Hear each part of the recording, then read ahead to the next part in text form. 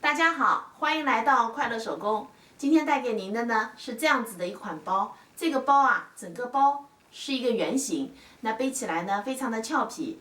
这面呢我用的是烫金的面料，这边呢我用烫金的面料做了一个半圆，那它呢还是一个口袋儿。包口呢有这样子的一根长拉链，那用长拉链封口呢，让包里的东西更安全。接下来就来看看它的制作方法吧。先来和大家介绍的是包用到的材料和具体的尺寸。这个呢是包的前片和后片，我呢用2块不一样的面料，这块呢是烫金的，这块呢是一块橙色面料。铺棉的尺寸呢是23厘米的正圆，我呢放了1厘米的缝缝。这个呢是面子，这个呢是里子，里子2份，面子也是2份。这个是外口袋材料，它呢里子、面子各1份，它的形状呢是根据前片裁出的。那这个圆弧呢就是前片的圆弧。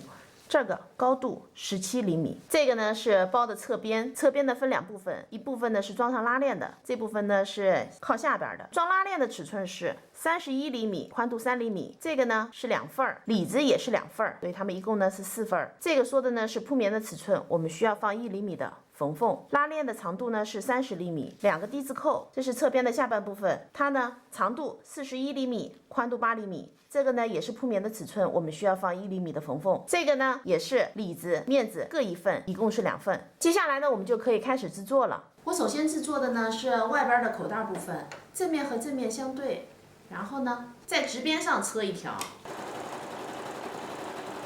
直边车好以后呢，翻到正面车条窄边，窄边呢车好了。现在呢，把外口的材料搁在面子上，搁呢我搁在了纯色的这片上面哈。搁好以后，那这样子车1条。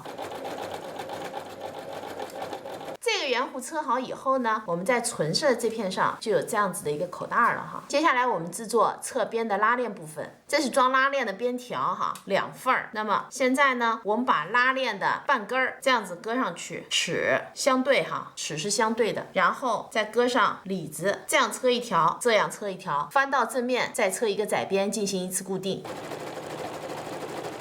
2条窄边呢车好了，我把拉链头也装上了。现在我们在拉链的这2端装上低字扣，低字扣冲里哈，另一个也是一样的。